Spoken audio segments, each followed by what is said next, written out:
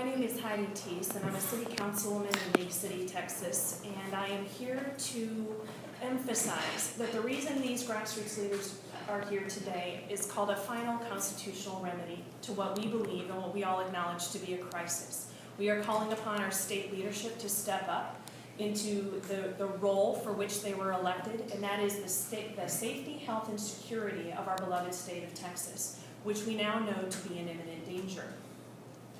One of the things that prompted me in the last week to step into leadership at the local level was not just the federal mismanagement and lawlessness, which is running rampant in our state right now, specifically on the border, but also because of the lack of action and active leadership from our state officials.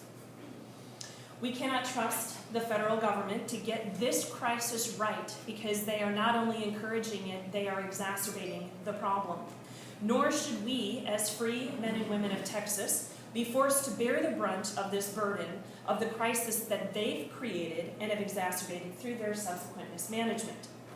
Federal authorities are quite literally out of control of the health, safety, and security aspects of this crisis. This is what is typically called, in military and border security terms, an uncontrolled event. They cannot be allowed to establish a foothold within our communities. You've already heard from Joanne that they are commandeering local resources. They are bypassing your state and local elected officials. They're going straight into your communities, and many times your elected officials don't know about it until after it's happened. Then they are left to react. The people are left to react, and we've seen what happens, such as in Lawrenceville, Virginia, Murrieta, California, when it is left to the people, because they have been left vulnerable by their elected officials. They have been left bereft of leadership. State authorities must immediately call a special session to deal urgently with this crisis. However, in light of our state leadership's inaction, we local leaders have decided we must act to protect the citizens within our own jurisdictions, no matter how small they may be compared to the great state of Texas. If we leave it until the federal agencies try and work something out behind our backs within our own neighborhoods, then we too are left with only poor crisis management. To lead, we have to anticipate the problems. We have to get out ahead of this crisis and send the message that we refuse, we resist to participate in the federal mismanagement and lawlessness inherent within this border crisis. To that end, I wrote a resolution that we passed last Tuesday in League City, Texas. In it, I cite as the authority for our action our very own U.S. Constitution and Texas State Constitution.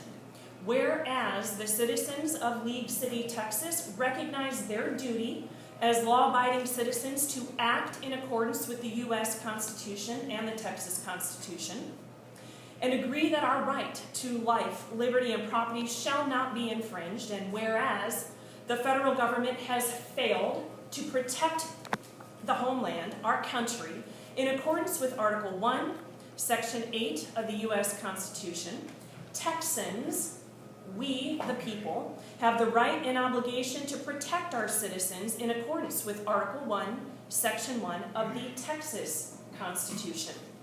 That reads that Texas, I need to remind our state leaders of this. This is very important. Section 1, Article 1, Section 1 of the Texas State Constitution reads, Texas is a free and independent state, subject only to the Constitution of the United States and the maintenance of our free institutions, and the perpetuity of the Union depend upon the preservation of the right of local self-government, unimpaired to all the states.